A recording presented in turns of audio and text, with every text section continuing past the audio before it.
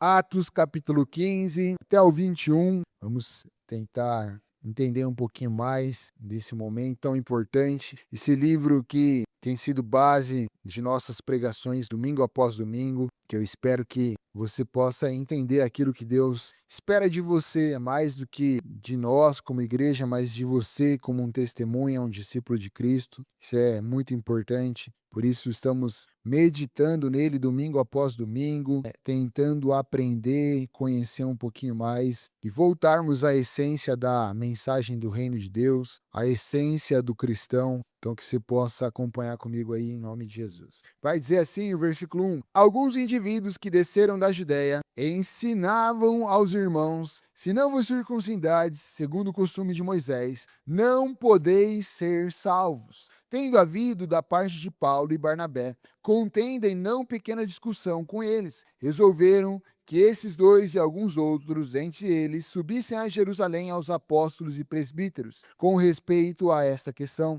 Enviados, pois até certo ponto, acompanhados pela igreja, atravessaram as províncias da Fenícia e Samaria e, narrando a conversão dos gentios, causaram grande alegria a todos os irmãos. Tendo eles chegado a Jerusalém, foram bem recebidos pela igreja, pelos apóstolos e pelos presbíteros, e relataram tudo quanto Deus fizera com eles. Então insurgiram-se, entretanto, alguns da seita dos fariseus que haviam crido, dizendo: é necessário circuncidá-los e determinar que lhe observem a lei de Moisés. Então se reuniram os apóstolos e os presbíteros para examinar a questão. Havendo ali grande debate, Pedro tomou a palavra e lhe disse: Irmãos, vós sabeis que desde há muito tempo Deus me escolheu entre vós, que, por meio do meu intermédio, ouvisse os gentios as palavras do evangelho e cresce. Ora, Deus que conhece os corações lhe deu testemunho, concedendo o Espírito Santo a eles, como também a nós nos concedera. E não estabeleceu distinção alguma entre nós e eles, purificando-lhes pela fé o coração. Agora, por que tentais a Deus, pondo sobre a serviço dos discípulos um jugo que nem nossos pais puderam suportar, nem nós? Como cremos que fomos salvos pela graça do Senhor Jesus, como também aqueles o foram. E toda a multidão silenciou, passando a ouvir a Barnabé e Paulo, que contavam quantos sinais, prodígios Deus fizera por intermédio dele entre os gentios. Depois que eles terminaram, falou Tiago, dizendo: Irmãos, atentais às minhas palavras. Expôs Simão como Deus primeiramente visitou os gentios, a fim de constituir dentre eles um povo para seu nome. Conferem com isto as palavras dos profetas, como está escrito: cumprindo essas coisas, voltarei e reedificarei o tabernáculo caído de Davi, e levantando suas ruínas, restaurarei, para que os demais homens busquem o Senhor, também os gentios sobre os quais tem sido invocado o meu nome. Diz o Senhor que faz essas coisas conhecidas desde os séculos. Pelo que o julgo, eu não devemos perturbar aqueles que dentre os gentios se convertem a Deus, mas escrever-lhes que abstenhais das contaminações dos ídolos, bem como de relações sexuais ilícitas, da carne de animais focados e do sangue.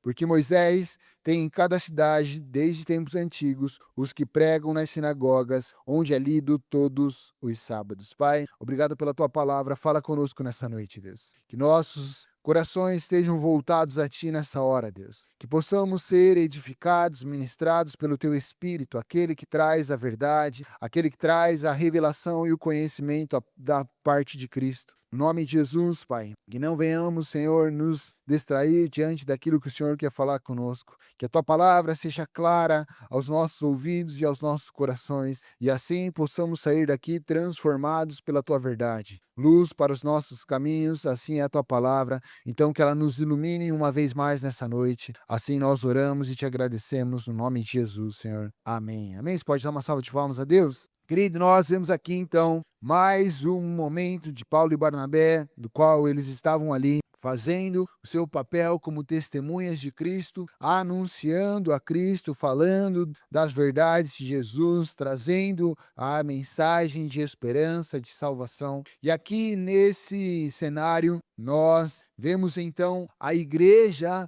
tomando e tendo de uma forma mais marcada a sua primeira grande reunião, seu primeiro concílio, mas também trazendo ensinamento de que eles se reuniam para discutir e conversar assuntos extremamente importantes. Aqui nós vemos, eu querido, esse como sendo um dos eventos mais importantes do livro de Atos. Esse, meu querido livro, esse capítulo, vai nos mostrar algo extremamente importante. A partir dessa decisão, muitas coisas, meu querido, são ditadas daqui para frente e o comportamento fez toda a diferença até em nós nos dias de hoje. A grande questão era: os gentios então eram obrigados a obedecer à lei dos judeus. Então vamos recapitular, meu querido, e entender o que acontecia. O povo judeu era o povo escolhido de Deus. Você lembra do Antigo Testamento? Você vai se lembrar então que Deus tinha uma aliança com o povo judeu, o povo de Israel. Eles eram a nação santa, o povo escolhido de Deus. As pessoas praticavam o judaísmo, que nada mais era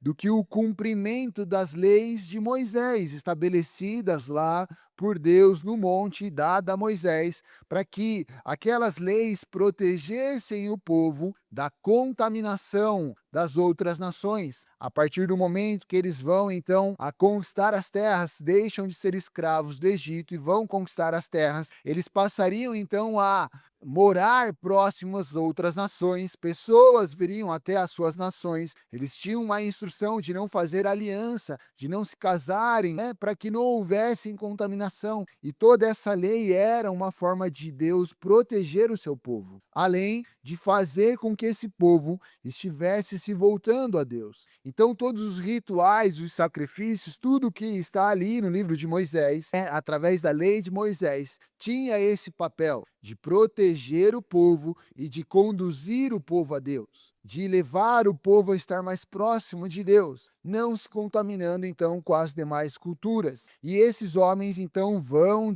seguindo constantemente nisso, quando então eles se afastam de Deus e começam a fazer isso de forma religiosa, simplesmente fazendo por fazer, fazendo por uma obrigação. E cada vez mais a nação vai se afastando de Deus, cada vez mais a nação vai se contaminando e se pervertendo nesse caminho, sobrando poucos homens ainda dos quais faziam essas coisas. Muitos deles, aí já entra no cenário de Jesus, os fariseus, então, homens separados. Fariseu fala sobre ser separado. Esses homens, então, se achavam muito dignos de serem considerados separados dos demais. Por quê? Porque eles eram que obedeciam à lei de Moisés completamente. Nós sabemos, Jesus fala sobre isso, já tivemos uma série falando sobre a religiosidade, que a real motivação desses homens cumprirem a lei não tinha nada a ver com agradar a Deus, mas sim em se aparecer diante dos outros. Além do que, eles tinham uma força política também. Era um momento,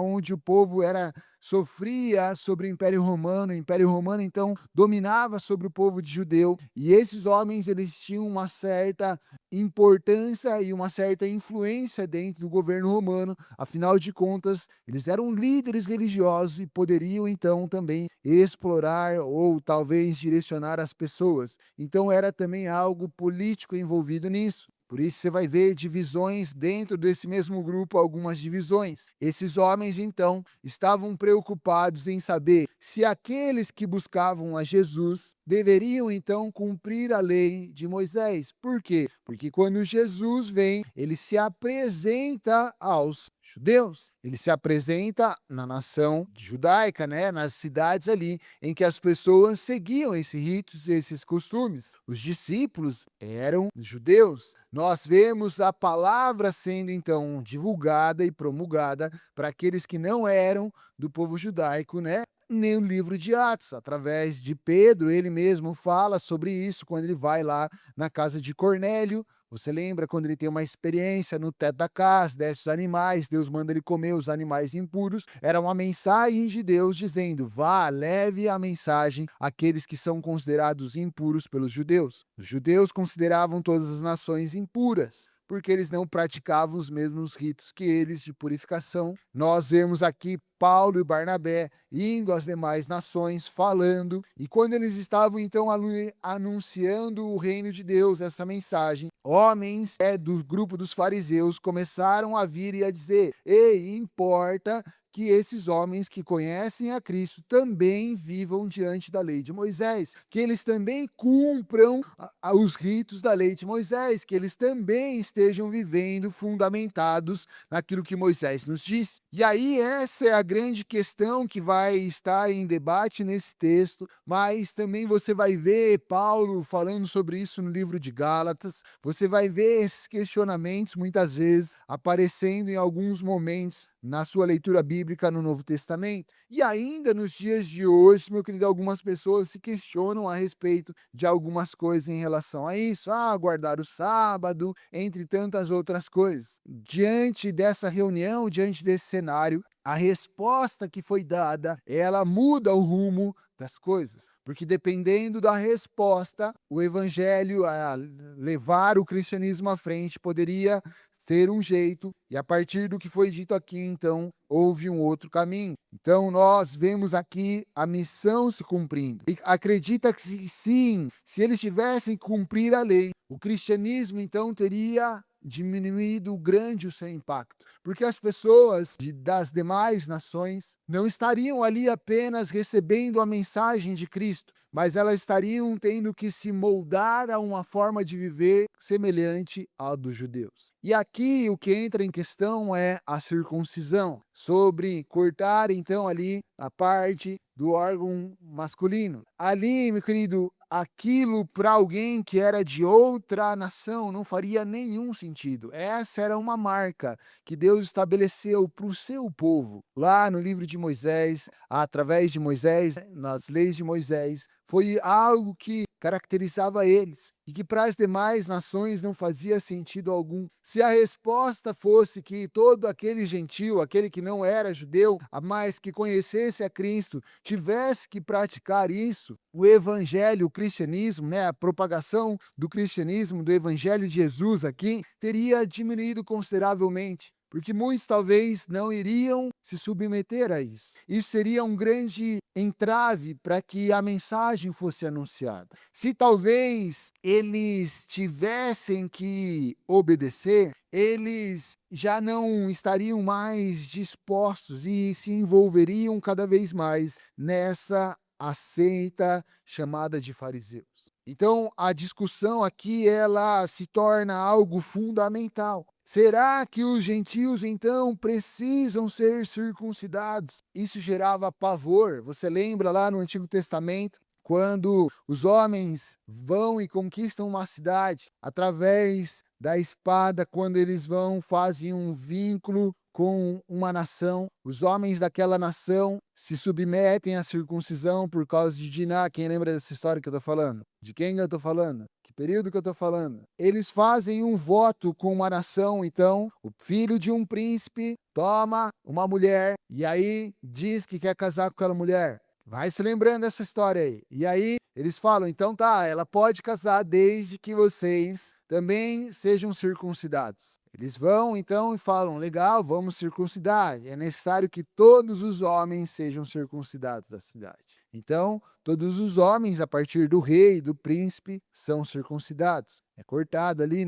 uma pele do órgão masculino. Aqueles homens ficam 3 dias sem nenhuma ação, ainda mais naquele período que não havia tecnologia para isso, para se recomporem. Que aqueles homens, irmãos daquela mulher, fazem, vão lá, se aproveitam da fraqueza daqueles homens e matam grande parte dos homens daquela cidade. De quem que eu tô falando essa história? Ei, vai estudar, amém? Ficar tarefa de casa para cada um aqui, estudar essa história, tá? Vou dar uma dica. Diná é o nome da menina. Depois você vai estudar. Fala aí, pastor. Não, vai estudar, meu querido. Você precisa conhecer. Mas voltando então para esse momento aqui, imagina você falar para os homens que estavam conhecendo a Jesus que eles precisariam fazer isso. Eles não aceitariam, não gostariam, não seria muito bem aceito. Aqui há uma discussão que não só está ligada à circuncisão, mas também aos demais detalhes da lei de Moisés. E esses homens então estão nessa discussão a respeito disso. Muitos estavam se convertendo,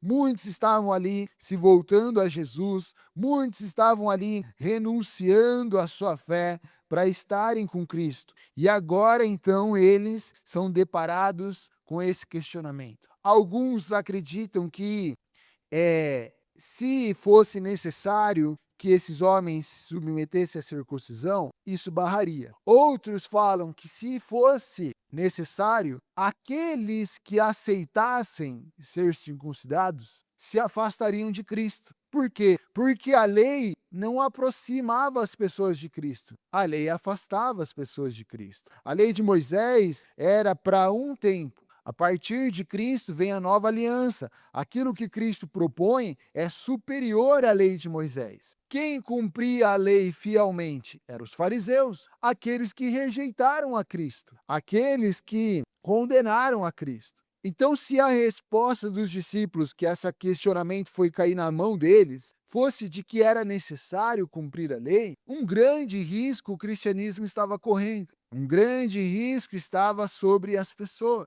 Graças ao conhecimento da parte do Senhor, eles tomaram a decisão de que isso não era necessário. Porém, mesmo diante disso, Paulo e Barnabé começaram e continuaram levando a mensagem. Esses homens, então, vêm e chegam a Paulo e Barnabé e tentam interromper o que eles estão fazendo. Eles vão até a igreja ali está reunida, a igreja se junta para discutir a respeito desse assunto. Nós vemos ali, então, alguns incitando, é necessário, outros se abstêm da resposta, até que Pedro, então, se levanta, como sendo aquele, de alguma forma, tomava a frente das questões da igreja, se levanta para dizer, então, que era necessário mais uma conversa. Eles chamam os anciãos da igreja, eles chamam os anciãos presbíteros da igreja, eles conversam num momento separado para que aquela decisão de fato fosse tomada. Aqui nós vemos, meu querido, há algo administrativo dentro da igreja que nos ensina sobre as reuniões que fazemos, aquilo que fazemos. Porque nesse novo tempo temos feito isso, meu querido? Porque entendemos da parte bíblica que isso é necessário. Termos esses momentos de conversa, termos esses momentos de alinhamentos, de direcionamento, buscarmos no Senhor essas instruções. Nada pode ser dito somente por uma pessoa,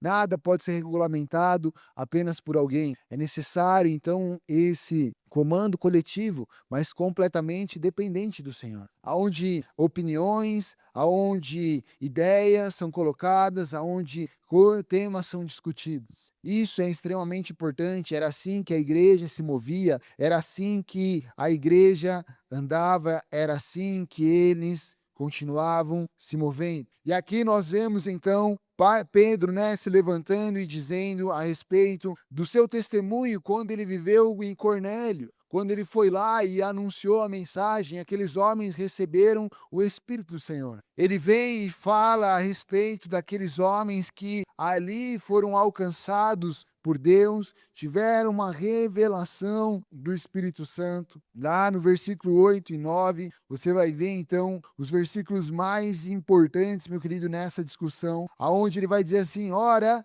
Deus que conhece os corações, lhe deu testemunho, concedendo o Espírito Santo a eles, como também a nós nos deu. E ele não estabeleceu distinção alguma entre nós e eles, purificando pela fé o coração. Pedro então está falando, se Deus olhou para nós de forma igual à forma deles, quem somos nós então para olharmos para esses homens? Pedro vai trazer algo aqui extremamente importante para nós, aonde ele vai falar de uma característica da qual Deus age em nossas vidas. Aqueles homens, põe o 8 para mim, fazendo um favor. Aqueles homens, então, Deus conhece o coração, conheceram o testemunho e assim receberam o Espírito Santo. Aqueles homens receberam a ação do Espírito Santo em suas vidas. Aqueles homens também foram transformados pelo Espírito de Deus, também são a habitação do Espírito de Deus. E aqui entra um ponto fundamental, meu querido. Quando nós falamos sobre sermos discípulos de Cristo, sobre sermos testemunhas de Cristo, Nós estamos falando de você não sair lá na rua, na sua casa, na sua família e falar de uma igreja, falar de uma religião. Nós estamos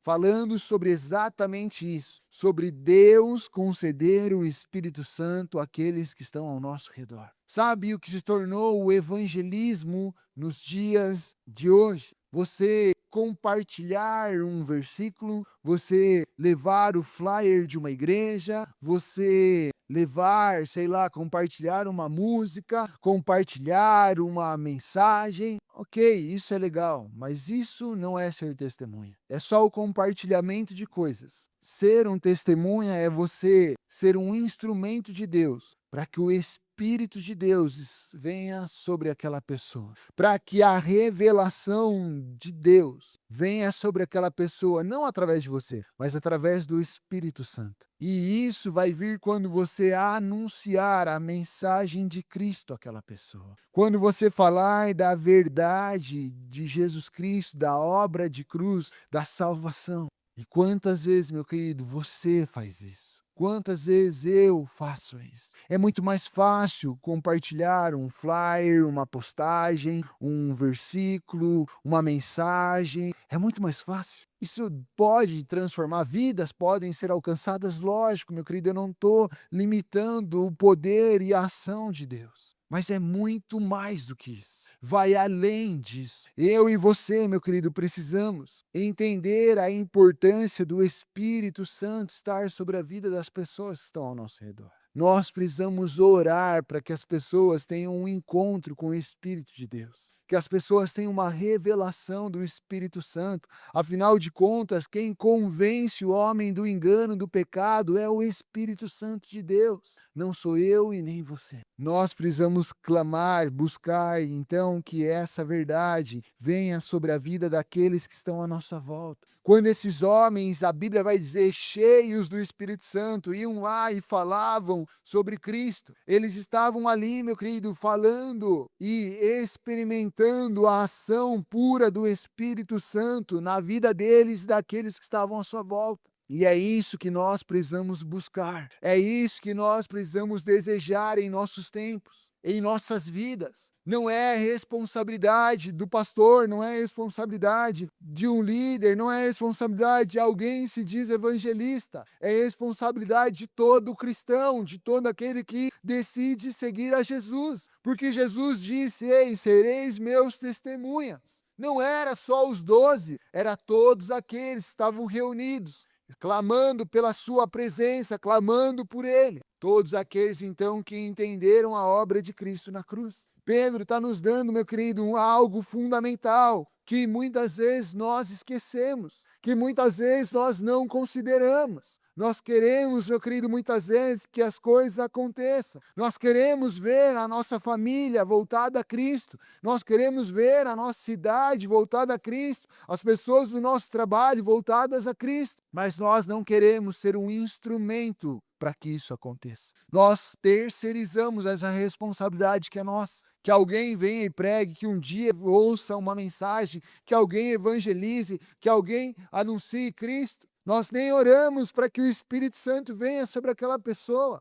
Muitas vezes nós estamos combatendo com a arma errada. Nós precisamos orar para que o Espírito Santo venha sobre aquelas vidas, para que aquelas pessoas sejam transformadas, purificadas em seus corações, para que aquelas pessoas sejam moldadas pelo Espírito de Deus. Versículo 9 vai dizer, e este não fez distinção, este não fez diferença alguma entre eles e nós, purificando os seus corações pela fé. Essa, meu querido, é a essência de ser um testemunha de Cristo. Essa é a essência do Evangelho. Essa é a essência de um cristão. Está aqui, meu querido, o resumo da sua e da minha missão. Está aqui o resumo, meu querido, meu e do seu chamado. Que muitas vezes, meu querido, tem sido usado essa palavra na tentativa de manipular pessoas, de prender pessoas a uma estrutura de igreja, uma estrutura eclesiástica. Pessoas têm se frustrado por causa disso, porque esperam um dia eu ser isso, eu ser aquilo, sendo que Deus nunca te pediu para ser nada disso, que Deus te pediu está aqui para que você seja alguém guiado pelo Espírito dele, para que você seja alguém que seja transformado, purificado no seu coração pela fé que você tem em Cristo. E quem estava no culto passado aqui, dá um glória a Deus. O que é fé? Fé é obedecer a Deus. Fé fala sobre você obedecer a Deus. Você crer, então, que aquilo que Deus está lhe pedindo, aquilo que Deus está lhe mostrando, aquilo que Deus está lhe propondo, a forma de viver semelhante a Deus, aquilo que Deus tem para você, é a melhor escolha. E fé é você obedecer aquilo que Deus está te pedindo para fazer, aquilo que Deus está lhe propondo. Fé, então, fala sobre deixar os seus desejos para seguir diante dos desejos que Deus tem para a sua vida. Deus não fez diferença entre o judeu ou o gentio. É isso que Pedro está dizendo. Importa que o Espírito Santo venha sobre a vida daquela pessoa e então ela seja purificada em seu coração, porque ela se permitiu crer, acreditar que Deus tem algo melhor do que ela. E ela permite então que os seus desejos, as suas vontades sejam purificados, transformados. Quem convence o homem do pecado? O Espírito de Deus. Então é por isso que é necessário essa ação do Espírito nos purificando, nos transformando, nos direcionando. Essa é a essência, meu querido, do ensinamento da santificação.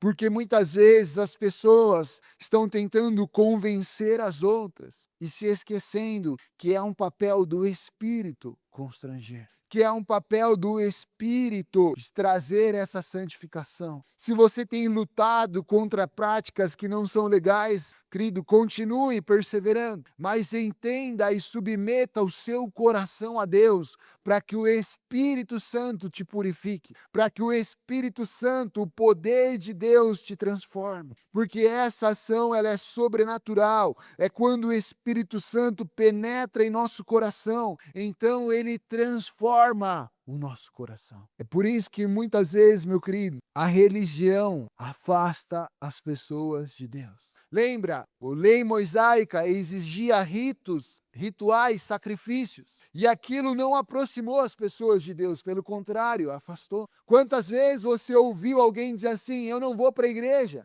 porque se eu for para a igreja eu vou ter que parar de beber, se eu for para a igreja eu vou ter que parar de fazer isso, parar de fazer aquilo. Porque essas pessoas têm esse tipo de entendimento. Porque a igreja, a religião, ao invés de ser uma ponte que levava as pessoas a Deus, é um muro que impede as pessoas de se achegar a Deus. As pessoas, meu querido, sabem o que é certo e errado. Todos têm entendimento de que é certo e errado. Você pode perguntar para uma criança: isso é certo ou errado? Ela vai saber te dizer. A grande questão não é saber se é certo ou errado. A grande questão é ser transformado, convencido de que você não precisa mais do que é errado. Através de Cristo, você vai ser muito mais eficiente, feliz em viver de uma forma correta. E eu não estou dizendo que você pode pecar, amém? Amém? Eu estou falando que quem vai convencer a pessoa de que aquilo está errado não sou eu e nem você. É o Espírito de Deus. E aquela pessoa, quando ela tem um entendimento claro de que aquilo é errado, ela deixa aquela prática. Ela se afasta daquilo. O Espírito capacita ela para abrir mão das coisas. Querido, tudo que eu e você vencemos não foi porque nós somos bons. Todas as velhas práticas que nós deixamos para trás não foi porque alguém orou por você, porque você orou muito, porque você se dedicou muito. Não, não, não. Foi porque o Espírito de Deus te capacitou a vencer essas coisas. É lógico, quando você se abstém da figura do mal, quando você se aparta da figura do mal, que a Bíblia vai nos dizer para fazer isso, você já está sendo instruído pelo Espírito Santo a não tomar parte daquilo. Quando você luta contra as suas tentações, Quem te traz essa força é o Espírito Santo, é a parte do Espírito que está em você, ele habitando em você. Não pense que você é capaz. É o Espírito Santo atuando na minha e na sua vida. É isso que Pedro está dizendo. É esse Espírito que age em nós, que transforma nossas vidas. Ele é o Espírito santificador. Ele que purifica o nosso coração. É ele quem age em nós. É ele que opera em nossas vidas. E a purificação, meu querido, esse processo, isso não é uma fase, isso não é uma crise, isso é um processo do qual nós passamos. Esse ato de Deus estar purificando é um processo do qual nós passamos. Dia após dia e constantemente seremos aperfeiçoados. Qual é o grande problema? Quando nós travamos esse processo. Quando nós não submetemos mais à ação do Espírito Santo em nossas vidas, quando nós não permitimos mais que o nosso coração seja purificado. Cada um aqui, meu querido, de uma forma, de um jeito, numa estação, num tempo, num período, em algo que é mais, algo que é menos, que é teu problema, que não é tanto para o outro, e assim vai. Cada um, meu querido, de uma forma diferente, e o Espírito Santo vai agindo em nós. Uma pergunta tão simples, mas que traz grande mudança e grande entendimento para a igreja. Algo que parece tão superficial, mas que traz consigo algo tão profundo, que precisa continuar ditando nossas vidas nos dias de hoje. Eu e você éramos gentios, meu querido. Fomos alcançados pela graça de Deus. Fomos alcançados pelo poder de Deus. E o que nos permite, então, buscar a Deus é isso. O Espírito Santo atuando em nós, nos transformando, nos purificando. É por isso que não tem como haver cristianismo sem transformação. Por isso que ninguém pode dizer que segue a Cristo se não for transformada pelo Espírito de Cristo. É por isso que as igrejas estão tão cheias de pessoas vazias. Pessoas que estão vivendo religiosamente, mas não estão vivendo em Cristo. É por isso que nós vemos uma geração tão fraca, que se permite ser contaminada e manipulada, porque ao invés de permitir o seu coração ser purificado, estão buscando os desejos do seu coração através de Cristo. É por isso que o Jesus Cordeiro, mas também Leão, não tem sido pregado em muitos lugares. Porque convém que você venha e ouça uma palavra motivacional. Que Deus vai fazer aquilo que está proposto no seu coração. Nunca a Bíblia disse isso. Deus nunca teve o compromisso de fazer o que eu e você queremos, meu querido. Uma vida em Cristo é justamente o contrário. Deixar a sua vida para viver a vida em Cristo. Querido, os dias estão caminhando para dias maus, dias ruins. A Bíblia já diz que os dias seriam maus, os dias seriam ruins, o amor se esfriaria, as pessoas se afastariam de Deus. Basta você ligar a televisão, basta você ligar os noticiários, basta você ver o que está acontecendo. E aí, meu querido? Se tudo der errado, você vai ser aquele que vai dizer: puxa, perdi tempo indo na igreja. Eu achei que Jesus, que Deus ia realizar os sonhos do meu coração. Me desculpa, meu querido. Se você entendeu isso, você entendeu bem errado. Se você entendeu isso, meu querido, é porque você não ouviu o que Deus estava querendo te dizer. Olha para os discípulos. Como foi o fim deles? Bombaram nas redes sociais, se tornaram grandes influenciadores, ricos, homens poderosos que assumiram governo, homens que fizeram grande diferença. Não, homens que foram presos, homens que foram crucificados, homens que foram incendiados, homens que foram cerrados ao meio, homens que foram mortos, mártires, que perderam tudo por causa de Cristo. Perderam tudo que o mundo achava tudo, mas tinham o que era mais importante, Cristo. Querido, nós precisamos estar preparados para ser aqueles que seguem a Cristo, independente do que está acontecendo ao nosso redor. Aqueles que vivem o cristianismo verdadeiro, independente como a situação à sua volta está, mas que têm a sua vida ligada a Cristo. Pedro vai dizer que era uma ação do Espírito Santo purificando e transformando eles. E essa revelação do versículo 8 e 9, meu querido, esses versículos, como eu falei, são extremamente importantes. Eu e você, meu querido, precisamos entender a profundeza deles. Precisamos aplicar e viver ele todos os dias. Olha o que Pedro vai dizer no versículo 10. Agora, por que tentais a Deus, pondo sobre a cerviz dos discípulos um jugo que nem nossos pais, nem nós podemos suportar? Sabe o que ele está dizendo? A lei, as regras, aquilo que Moisés estabeleceu, né? Que Deus estabeleceu através de Moisés. Nossos pais, os antepassados, já mostraram que não conseguiam fazer. Nem nós conseguimos fazer. Por que então estão querendo colocar esse fardo, esse jugo pesado sobre os gentios? Por que vocês estão querendo então trazer regras sobre eles, das quais nem nós, que aprendemos a vida inteira sobre isso, que fomos treinados para isso, que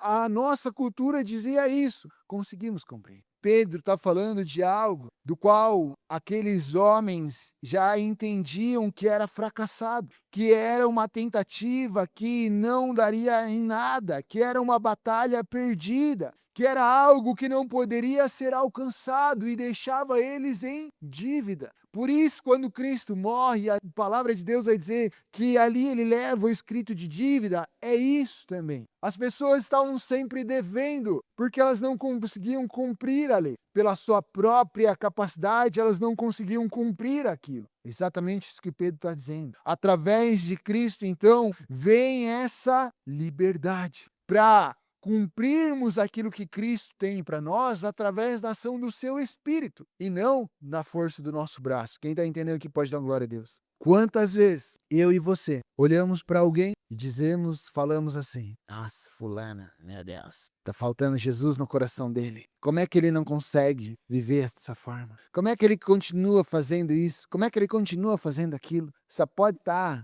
endemoniado.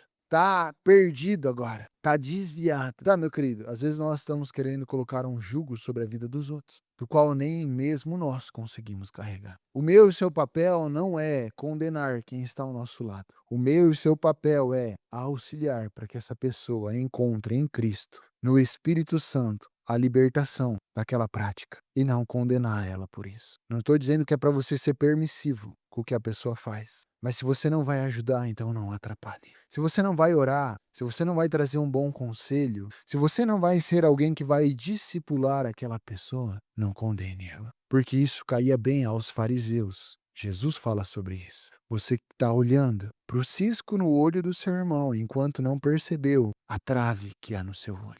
Por muito tempo a igreja foi boa em condenar os outros. Por muito tempo os cristãos foram bons em dizer que os outros estavam errados e que eles eram certos. Mas lá no fundo eles estavam tão podres quanto aqueles que eles condenavam. Por muito tempo a igreja, a religião, foi boa em apontar o dedo para aqueles que estavam fora da igreja, quando na verdade o nosso papel é estender a mão a eles e dizer: vamos caminhar juntos, somos tão pecadores quanto você, talvez até mais, porque conhecemos a Cristo e continuamos fazendo as coisas erradas. Você talvez faz porque não conhece a Ele. Essa doença da religiosidade invade nossos corações. Se nós não estivermos sensíveis à voz do Espírito Santo, se nós não estivermos em uma vida de devoção a Cristo, aqueles homens que estavam procurando saber se tinha ou não tinha, estavam corrompidos pela religiosidade. É o que eu e você não precisamos, meu querido. Nós precisamos entender que a obra não é nossa, mas sim de Deus. Que o nosso papel é orar, é zelar, instruir, edificar a vida do nosso irmão, mas não julgar ou condenar ele, não apontar o dedo para ele, não afastar ele, mas aproximar ele. Essa é uma ação que o Espírito Santo faz em nós. E eu e você, meu querido, precisamos buscar sabedoria nisso. Pedro está fazendo uma referência àquilo que Mateus 11, versículo 29 e 30 diz. Coloca para mim, Mateus 11, versículo 29 e 30 diz: tomai sobre vós o meu jugo e aprendei de mim, que sou manso e humilde de coração, e encontrarei descanso para vossas almas. Porque o meu jugo é suave e o meu fardo é leve. Jesus estava falando isso. Quantas vezes, meu querido, pessoas não querem vir para a igreja, não querem se aproximar de Cristo, porque um cristão ou um falso cristão, ao invés de falar daquilo que Cristo faz, começa a falar daquilo que Cristo não faz. Sabe, quando você reclama, posso ou não, meu querido? Quando você começa a reclamar da sua escolha, da sua vida com Deus. Você está dando um péssimo testemunho para as pessoas e está dizendo então que a sua vida é pesada demais. Poxa, ai, meu Deus, eu tenho que ir para a igreja. Meu Deus, eu tenho que parar de fazer isso. Ai, eu gostaria de estar fazendo, mas eu não posso porque eu vou na igreja. Eu não posso porque eu faço isso. Eu não posso porque eu faço aquilo. Quando a sua postura é daquele cara chato, daquela pessoa que tudo é não, tudo não pode, você não sabe explicar as coisas. Você joga a responsabilidade para a igreja, para a religião, para Jesus. Você está colocando um peso sobre essas pessoas da qual Jesus diz que não existe. Todos nós vamos ter dias bons e ruins.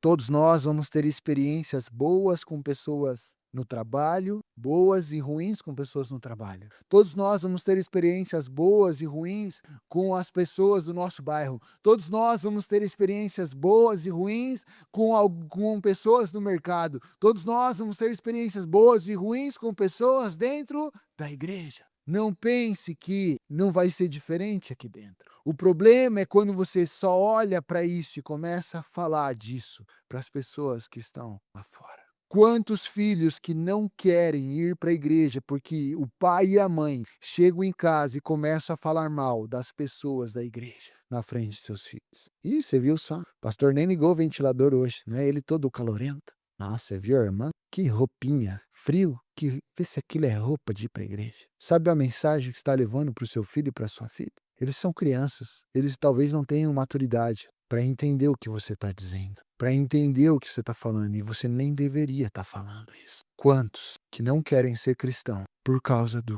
que se diz cristão? Porque estão colocando fardo pesado, peso. Às vezes as pessoas falam assim, no meu trabalho, ó, e ele ainda é pastor. Sabe que para mim isso é elogio, meu querido. Porque eu não sou um pastor religioso, careta. Ó, ele faz isso, ó, ele brinca, ó, ele faz aquilo. Sim, meu querido. Porque o fato de eu ser um pastor não muda a essência de quem eu sou. É lógico que eu preciso ter um posicionamento, mas isso não pode me fazer alguém chato. Porque qual é a figura de um pastor? Chato. De alguém que nada pode, nada faz. Porque a religião é pesada demais. E esse é o grande risco que nós corremos, de fazer da religião pesada demais. Jugo é aquele negócio que eles botavam no pescoço dos animais para carregar as coisas. Pesado. Cristo nunca foi pesado. Viver com Cristo nunca foi pesado. Jesus nunca disse que ia ser pesado. Ele disse que teríamos aflições, mas era para ter bom ânimo, porque ele estaria conosco. Você acha que Pedro, Paulo, tudo que passaram, quantas vezes você vê eles dizendo: tá pesado demais. Enquanto eles estavam presos, o que eles faziam? Murmuravam, reclamavam, escreviam nas paredes da prisão: ai, Jesus, está difícil. O que eles faziam? Eles estavam adorando a Deus, exaltando o nome de Cristo, celebrando a perseguição, se consideravam felizes de serem dignos de ser perseguidos pelo nome de Cristo. Eu e você, por muito menos, já estamos reclamando. Eu e você, por muito menos, já estamos dizendo que é pesado demais. Eu e você, por muito menos, eu querido, estamos falando mal das coisas de Deus, da igreja, das pessoas. Cuidado, cuidado para você não colocar peso aonde não existe. Quantas pessoas que se afastaram de Deus porque começaram a trazer para o seu pescoço coisas pesadas, das quais não deveriam ser pesadas. Porque começaram a olhar e a falar do que não deveriam olhar e falar. Começaram a se colocar no lugar que não deveriam, na tentativa de ajudar os outros. Quem está aqui dá uma glória a Deus. Pedro termina essa discussão mostrando que há um único caminho. A salvação vem pela fé, vem pela graça de Deus. Pedro então vai falar que os gentios eram colocados ali como cristãos, já não havia mais essa questão de judeu ou gentil, todos precisavam estar voltados para Cristo. Nós vemos ali então, quando na sequência eles estão ali discutindo, falando, e aí Pedro traz essa abordagem, fala sobre essa ação. Nós vemos ali então eles continuando, Tiago se levanta então para falar a respeito também sobre esse assunto. E aqui nós vemos que quando eles falam dessas ações, eles estão sempre apontando para Cristo e para a transformação daquilo que Cristo pode fazer em nossas vidas. No versículo 20, coloca para mim aí, eles vão falar ali a respeito só do que era necessário, então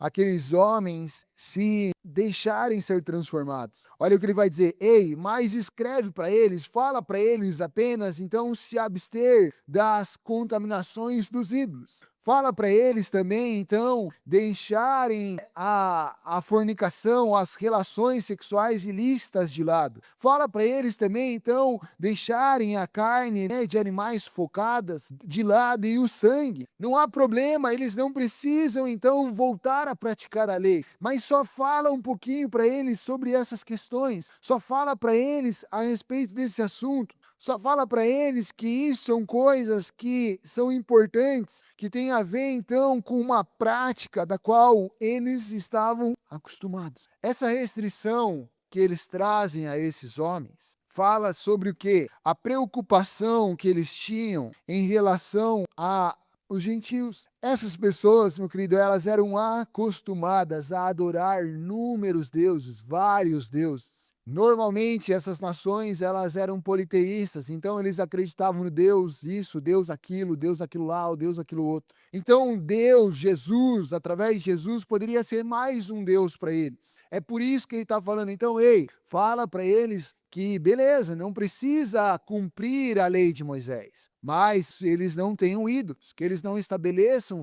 ídolos em suas vidas, que eles entendam que há um único Deus, que é somente esse Deus, que eles não precisam buscar em nada mais, que eles não precisam buscar em outros lugares, que somente através do cristianismo, através de Cristo, então, eles estariam sendo salvos. Vai falar também, meu querido, sobre a ação sexual, porque para eles a prostituição era algo comum entre eles. O sexo ilícito era algo praticado em seus cultos. Muitos rituais de adoração a esses falsos deuses envolvia prostituição. Nos templos haviam prostitutas cultuais, esse era o nome delas. Quando havia relação com elas, você estava adorando a Deus. Então imagina uma mentalidade que cresceu com isso sendo normal. A partir agora de Cristo, então era necessário uma renovação na mente deles, uma transformação. E é por isso então que eles estão dizendo, reforce esses pontos para eles. A questão não está entre circuncidar ou não circuncidar. A questão está entre o coração deles e Deus. Essa falsa adoração a ídolos vai corromper o coração deles. Essa prática ilícita sexual vai corromper o coração deles. Eles precisam entender que o coração deles precisa estar plenamente voltado a Deus. Então, os judeus, eles tinham um padrão que Deus já estabeleceu através da lei, de família, um padrão já diferente nessa área. E para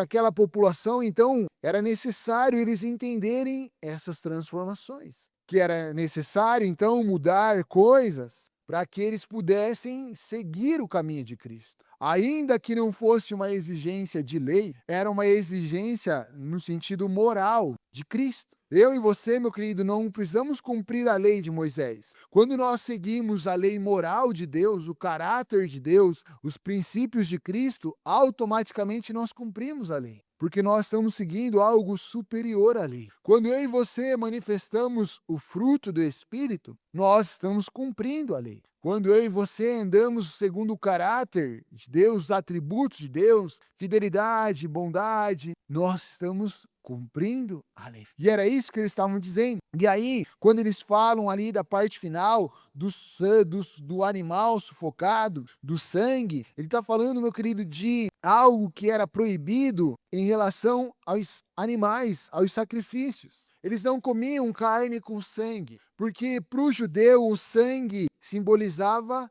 vida. E a vida estava em Deus. Então, muitos dos rituais que eram praticados naquelas nas falsas religiões ali apresentadas, eles sacrificavam os animais e eles sufocavam os animais. Eles não retiravam o sangue completo daqueles animais. E quando você oferecia um sacrifício nesses rituais, nesses lugares, os sacerdotes retiravam uma parte da carne. E a outra parte a pessoa levava embora. E muitas vezes a pessoa vendia aquela carne para outras pessoas nos mercados. E aí é por isso que aquelas carnes então eram sacrificadas a falsos deuses, nada mais do que demônios, esses tipos de coisas. Então eram coisas que ali estavam contaminadas, além do que essa questão do sangue representar a vida, do sangue estar ali representando muitas vezes a um assassinato. Esses animais sendo sufocados também era uma representação